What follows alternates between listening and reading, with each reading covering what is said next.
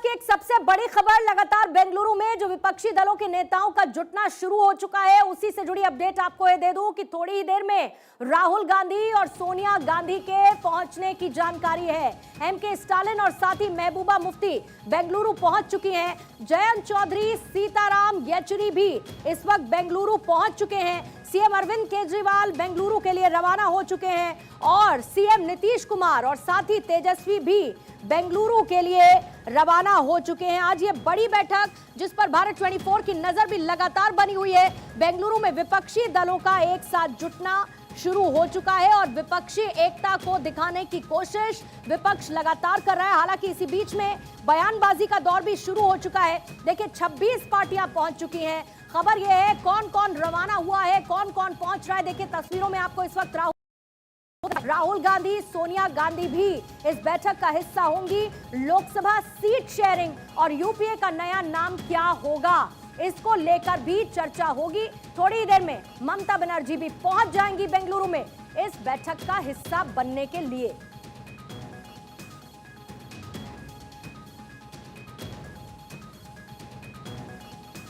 और आइए सीधा इस वक्त बेंगलुरु चलते हैं। मेरी सहयोगी शिखा ठाकुर इस वक्त जुड़ चुकी है हमारे साथ। शिखा, ओवर टू यू। एक एक डिटेल, कौन कौन पहुंच चुका है इस बैठक में शामिल होने के लिए, वो कौन कौन से बड़े चेहरे देखने को मिले हैं और जो विपक्षी एकता दिखाने की कोशिश हो रही है वो कितनी पूरी होती हुई तस्वीरों के माध्यम से नजर आती है। जी पूर्णिमा, बिल्कुल देखिए इस वक्त मैं ताज बस स्टैंड पर हूँ और पीछे आपको मैं तस्वीर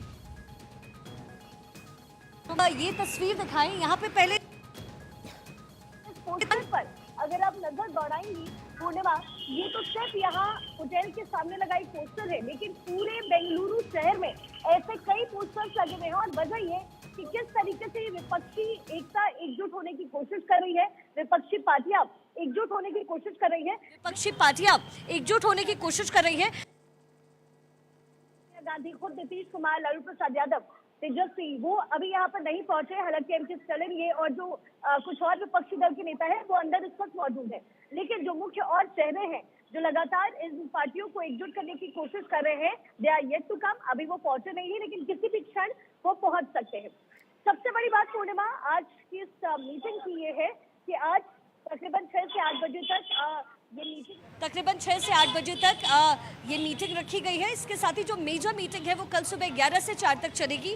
कल प्रेस कॉन्फ्रेंस होगा जिसकी अध्यक्षता शायद नीतीश कुमार कर रहे होंगे। और देखिए चूंकि विपक्षी दल की पार्टियों को एकजुट करने की कोशिश हो रही है, अब यहाँ पर 3 पॉइंट्स बहुत अहम हो जाएंगे। सबसे पहले ये कि 2024 को लेकर के क्या कवायद बनाई जाए, दूसरी ये कि किस तरीके से मोदी सरकार को घेरा जाए, और उससे भी इम्पोर्टेंट ये कि जब ये विपक्षी दल एकजुट होंगे, एक पार्टी का फॉर्मेशन होगा तो उसका नाम क्या होगा और किस तरीके से सीटें बांटी जाएंगी। तो इन तमाम मुद्दों पर संभवतः इसी मीटिंग में चर्चा हो जाएगी। और सबसे प्रमुख बात इसमें पूर्णिमा ये भी है कि लास्ट जो पिछली मीटिंग थी जो पटना में हुई थी उसमें कुल 15 दल शामिल थे, लेकिन अब 24, आज सुबह तक कहा जा रहा था 24 दल आज की इस मीटिंग का हिस्सा होंगे, लेकिन ये बढ़ करके पूर्णिमा 26 हो गए हैं। और अभी भी कोशिशें इनकी तरफ से जारी है कि और भी दल जुट जाए। तो प्रधानमंत्री मोदी को हराने का, या फिर आप कह सकती हैं कि बीजेपी को हराने की जो रणनीति है नीतीश कुमार की, वो कहीं ना कहीं बढ़ती हुई नजर आ रही है। एक एक करके जो तमाम दल हैं वो शामिल होते जा रहे हैं, विपक्षी एकता एकजुट होती जा रही है। और एक बार फिर से मैं आपको थोड़ा तस्वीर दिखाती हूँ जी, चूंकि यहाँ पर मीडिया का भी इंतजाम है, जहाँ से एंट्री होनी है। ये देखिए पूर्णिमा, एग्जैक्टली ये वो गेट है जहाँ से एंट्री हो रही है। सिक्योरिटी के रीजन से या मीडिया वालों को बाहर रखा गया है, लेकिन नीतीश कुमार, लालू प्रसाद यादव, ये तमाम बड़े नेता, खुद सोनिया गांधी पहली बार इस मीटिंग का हिस्सा होने वाली है। बिल्कुल, और वो तस्वीरें भी अभी राहुल गांधी की शिखा हमको नजर आई थी। मैं शिखा लौटती हूँ आपके पास, कुछ ही देर बाद मैं आपके पास लौटती हूँ। देखिए यूनाइटेड वी स्टैंड, ये जो इस वक्त तस्वीरें आपने देखी और ये गेट आपको तस्वीरों के माध्यम से शिखा इस वक्त दिखा रही है, जहां से नेताओं के पहुंचने का सिलसिला जारी है। और इस बार विपक्षी दलों की संख्या बढ़ चुकी है, 24 विपक्षी दल हो चुके हैं। हालांकि ऐसा भी है कि कुछ विपक्षी दलों ने इससे किनारा जरूर किया है। अरविंद केजरीवाल को लेकर खबर, जब उनको अध्यादेश पर पर एक साथ मिलता हुआ नजर आया दिल्ली अध्यादेश पर, उसके बाद वो इस बैठक का हिस्सा बने हैं। और दूसरी तरफ पहली बार ये 1977 के बाद ऐसी कोशिश नजर आ रही है। 1977 में जब विपक्षी एकजुट हुए थे, गठबंधन की सरकार बनी थी, इस बार की ये बैठक, क्योंकि अलग अलग मुद्दे, देखिए बैठक में कौन कौन सी पार्टियां शामिल हो रही हैं वो डिटेल्स तो आप देख ही रहे, लेकिन सबसे बड़ा एजेंडा इस बैठक का क्या है? 2024 का लोकसभा चुनाव और बीजेपी को हराना। दूसरा बड़ा मुद्दा एजेंडा इस बैठक का यह है कि अब यूपीए का नया नाम क्या होगा, सबको एक साथ लेकर चलना। मणिपुर हिंसा से लेकर यूनिफॉर्म सिविल कोड, ये तमाम मुद्दे जो आज बैठक में चर्चा का हिस्सा बनने वाले हैं। और इस विपक्षी एकता को कितना मजबूत कैसे करना है, आगे इसकी एक बड़ी पिक्चर कैसे बीजेपी के सामने रखनी है, उसकी तमाम कवायद आज होने वाली इस बैठक में नजर आने वाली है। एक बार फिर से शिखा आपके पास आते हुए, क्योंकि मैंने उन दो ऐसे मुद्दों का जिक्र किया, हमने देखा कांग्रेस लगातार देखिए मणिपुर हिंसा को लेकर कितनी अग्रेसिव रही, ये कहती रही कि सरकार इस पर मुंह बंद करके बैठी रही, कोई एक्शन नहीं लिया गया। यूनिफॉर्म सिविल कोड इस बार एक बड़ा मुद्दा नजर आ रहा है। जाहिर है कि 2024 के चुनावों को लेकर ये मुद्दे भी आज की बैठक में शामिल रहेंगे कि कैसे फ्रंट पर आकर बैटिंग की जाए और इन मुद्दों पर सरकार को घेरा जाए। लेकिन क्या उससे बड़ा चैलेंज भी आपको इस बैठक में विपक्षी एकता के मद्देनजर कोई नजर आता है? देखिए पूर्णिमा, यहाँ जो रणनीति तैयार की जाएगी, अब तक जो फील्डिंग नीतीश कुमार को करनी थी वो कर चुके हैं। जितने विपक्षी दल के नेताओं को जोड़ना था ये काम हो चुका है। अब यहीं से असली जो चुनौती है कह सकते हैं इस विपक्षी दल के लिए शुरू हो जाएगी कि कौन कौन से वो मुद्दे हैं जिस पर घेरा जाए। आज भी सुबह आपने देखा होगा मल्लिकार्जुन खड़गे ने ये जवाब दिया कि प्रधानमंत्री मोदी तो कहते थे कि हम अकेले ही काफी है लड़ने के लिए, लेकिन वो भी एनडीए की कल मीटिंग रख रहे हैं और तमाम पार्टियों को जोड़ने की कोशिश कर रहे हैं। तो अब जो चुनौती है इस पूरे विपक्षी दल के लिए वो ये कि कौन कौन से वो अहम मुद्दे हों। अध्यादेश को लेकर के केजरीवाल की तरफ से पूरा क्लियर स्टैंड था पिछली बार की मीटिंग में कि अगर कांग्रेस साथ देगी अध्यादेश पर ट्रांसफर पोस्टिंग के तो ही वो उनके साथ एकजुट होंगे, और आज सुबह एकजुट की खबर आ गई और केजरीवाल साहब भी यहाँ पर बहुत ही जल्द पहुंच जाएंगे। तो ये तो है। साथ ही यूनिफॉर्म सिविल कोड जिसको भुनाने की कोशिश भाजपा की तरफ से हो रही है 2024 के लिए। लोकसभा सीट शेयरिंग तमाम मुद्दों पर भारी पड़ता हुआ नजर आता है। जैसा कि देखिए तस्वीरों में इस वक्त आप देख रहे हैं मूवमेंट बहुत ज्यादा बढ़ चुका है, और वो तस्वीरें हम देख रहे थे क्योंकि नेताओं के पहुंचने का सिलसिला लगातार जारी है। बैठक की शुरुआत भी होनी है और आपको ये वही गेट दिख रहा है जहां पर मूवमेंट लगातार हो रहा है और विपक्षी दल के नेता सीएम्स पहुंच रहे हैं। ये देखिए उद्धव ठाकरे मुंबई से निकले हैं अभी बेंगलुरु के लिए, जिसकी लाइव तस्वीरें इस वक्त आपके सामने हैं। और दूसरा जो आपने होर्डिंग्स देखे जगह जगह लगे हैं यूनाइटेड वी स्टैंड। लेकिन शिखा, लोकसभा सीट शेयरिंग का मुद्दा ये आधार एक बहुत बड़ा बन जाता है इससे पहले आए बयानों को लेकर जो अलग अलग पार्टियों की तरफ से किए गए, फिर चाहे वो अरविंद केजरीवाल हो, फिर चाहे वो ममता बनर्जी हो। क्या आपको लगता है इसमें सर्वसम्मत एक राय इन विपक्षी दलों की बैठक में बन पाएगी कि लोकसभा सीट शेयरिंग का मुद्दा होगा क्या और वो बड़ी चुनौती नहीं है? पूर्णिमा, सीट शेयरिंग के साथ ही एक और बहुत बड़ा यहाँ पर मुद्दा है और वो मुद्दा है कि इस विपक्षी पार्टी का संयोजक कौन होगा। हालांकि नीतीश कुमार स्टैंड लेकर के चलते रहे, लेकिन ममता बनर्जी ने वहां पर भी अपोज किया था। उनकी तरफ से कहा गया था कि अभी सोचा समझा जाएगा। अब देखिए बहुत अलग अलग मुद्दे हैं। तृणमूल कांग्रेस कहीं कांग्रेस से डिफर करती है, अरविंद केजरीवाल की पार्टी कहीं कांग्रेस से डिफर करती थी, खुद नीतीश कुमार की पार्टी यानी आरजेडी जेडीयू की तरफ से भी कांग्रेस को लेकर के कहीं ना कहीं ऑपोजिशन बहुत सारे मैटर्स में था। अब यहाँ पे आके पेच फंस सकता है कि सीट का बंटवारा कैसे हो, संयोजक कौन हो। तो यही बात है पूर्णिमा की इस आज की जो ये मीटिंग होनी है, खासतौर पे कल की जो मीटिंग होनी है, क्योंकि आज तो एक डिनर पार्टी का आयोजन किया गया है सिद्धरमैया की तरफ से यही ताज में, और तमाम जो अतिथि आ रहे हैं, जितने भी बड़े नेता हैं, सब यही रुक भी रहे हैं। लेकिन कल की मीटिंग में एक रणनीति नहीं, इन्हें फुल एंड फाइनल करना पड़ेगा क्योंकि आगे 2024 है और कितनी मीटिंग्स आप और कर लेंगे, क्योंकि सीट बंटवारा, इसके साथ ही संयोजक कौन हो, इसके साथ ही प्रधानमंत्री मोदी को घेरने की रणनीति क्या होनी चाहिए, भाजपा को तोड़ने की रणनीति क्या होनी चाहिए, क्या यूनिफॉर्म सिविल कोड होना चाहिए, क्या मणिपुर की हिंसा होनी चाहिए। तो तमाम ऐसे मुद्दे हैं और कहा यही जा रहा है कि शायद कल की जो ये मीटिंग होने वाली है उसके बाद रणनीति पर काम करना शुरू इन्हें करना पड़ेगा, क्योंकि अब समय बहुत ज्यादा नहीं है, 6 से 7 महीने का समय है और समय भी बहुत ज्यादा नहीं है। और तो एनडीए की बैठक भी सामने होने वाली है, उसको लेकर भी देखिए विपक्ष कैसे बयानबाजी कर रहा है। आशिका, इस पर आप नजर बनाए रखिएगा। देखिए तस्वीरों में आपको मल्लिकार्जुन खड़गे, सोनिया गांधी इस वक्त नजर आ रही हैं और इस वक्त उनका स्वागत करते हुए, क्योंकि इस बैठक में पहुंची सोनिया गांधी, राहुल गांधी भी, और आज और कल 2 दिन बेंगलुरु में विपक्ष की इस महा बैठक की तस्वीरें आपके सामने आती रहेंगी, जहां पर विपक्ष एक साथ एकजुट होने का दावा करता हुआ नजर आ रहा है। शिखा, बहुत बहुत शुक्रिया आपका जानकारी के लिए।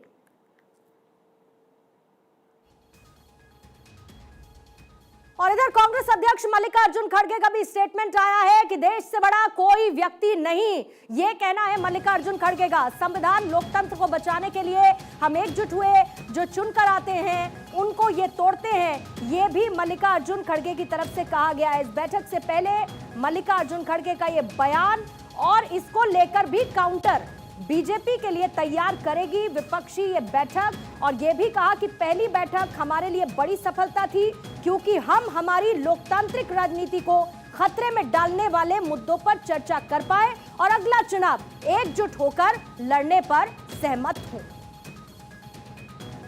हमारा तो पहले से ही है कि जो अपोजिशन पार्टी लोकसभा या राज्यसभा में रहती है तो उसका काम ही यही है कि रूलिंग पार्टी के या गवर्नमेंट के कमियां क्या है गिनने का और उसको दुरुस्त करने के लिए उनसे कहने का। लेकिन मेरे को एक ताजुब हुआ कि मोदी साहब कि मैं अकेला ही भारी हूँ अपोजिशन, सारे अपोजिशन को, फिर अपोजिशन आए कहाँ से उनके पास? सारे अपोजिशन को अकेले ही भारी है, तो मैं एक ही काफ़ी हूँ बोले, तो फिर क्यों 30 लोग पार्टियों को जमा रहे? और वो 30 पार्टी के नाम तो बताओ आप। वो 30 पार्टी के लोग इलेक्शन कमेटी में या इलेक्शन ऑफिस में रजिस्टर करे सो है क्या यूं ही बुला रहे सबको? तो देश से बड़ा कोई व्यक्ति नहीं, मल्लिकार्जुन खड़गे को आपने सुना। इधर इस बैठक से पहले आम आदमी पार्टी की मांग है कि मीटिंग में अध्यादेश पर चर्चा हो, ये संजय सिंह ने कहा है। हमारा मुख्य मुद्दा अध्यादेश है, संजय सिंह का ये स्टेटमेंट क्लियर। ये शर्त अरविंद केजरीवाल की तरफ से पहली बैठक से लेकर दूसरी बैठक में भी कंटिन्यू। और बैठक से पहले आम आदमी पार्टी की मांग की इस मीटिंग में अध्यादेश पर चर्चा हो और वो मेन एजेंडे में शामिल रहे। हमारे नेता अरविंद केजरीवाल जी, भगवंत मान जी, हम सारे लोग जा रहे हैं आज बेंगलुरु की मीटिंग में, और आगे का एजेंडा उस मीटिंग में तय होगा कि आगे इस विपक्षी एकता को कैसे आगे बढ़ाना है, कैसे 2024 के लिए तैयारी करनी है, वो सारे विषय बैठक में तय होंगे। लेकिन जहां तक आम आदमी पार्टी का प्रश्न था, एक बहुत बड़ा मुद्दा हमारे लिए ये काला अध्यादेश है, जो 5 सुप्रीम कोर्ट के जजों के खिलाफ, दिल्ली की जनता के खिलाफ और लोकतंत्र और संविधान के खिलाफ लाया गया है। और देखिए बिहार के पर्यावरण मंत्री तेज प्रताप यादव का कहना है विपक्षी एकता की बैठक सफल होगी। ये कहा गया है तेज प्रताप यादव की तरफ से, ये जो विपक्षी एकता है इसकी बैठक सफल होगी, ये उनका बयान इस बैठक से पहले।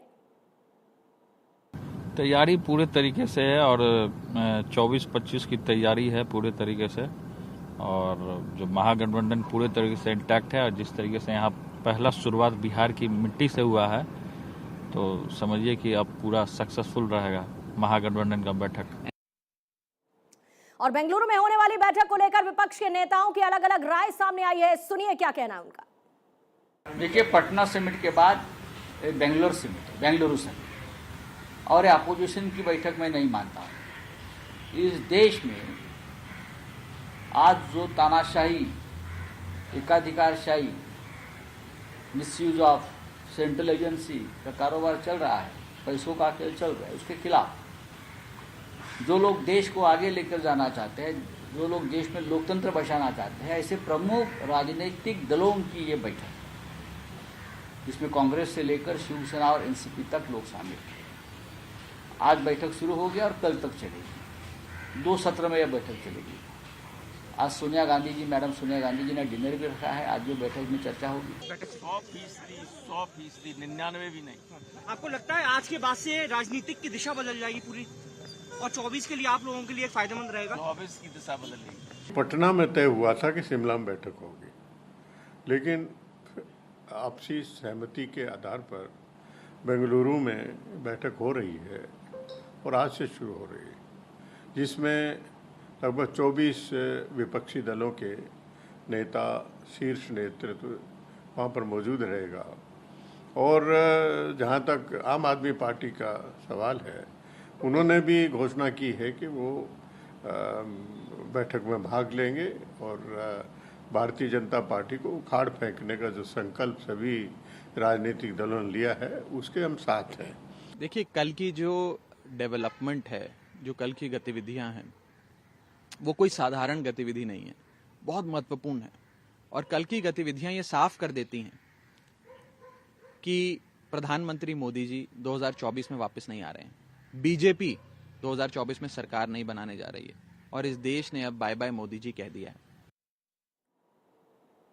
तो देखिए, आज तमाम विपक्षी पार्टियां मोदी सरकार के खिलाफ हुंकार भरने की तैयारी में हैं और कल दिल्ली के अशोका होटल में एनडीए की बैठक भी होगी, जिसमें करीब 26 दल शामिल होंगे। और इसी मुद्दे पर भारत 24 के संवाददाता आनंद कुमार ने बीजेपी के वरिष्ठ नेता और पूर्व केंद्रीय मंत्री मुख्तार अब्बास नकवी से बातचीत की।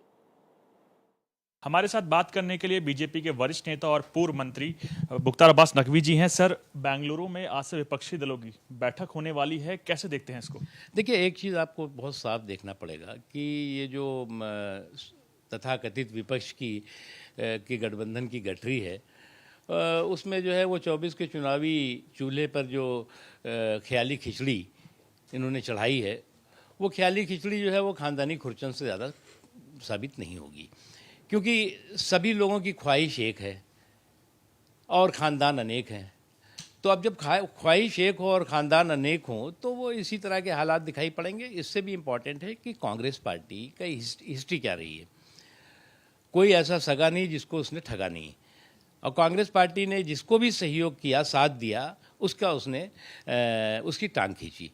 और इसीलिए जो है वो सभी लोग इस बात को, उनके साथ ही ये बात समझ रहे हैं कि सावधानी हटी और दुर्घटना घटी, इसलिए वो फूक फूक के कदम रख रहे हैं।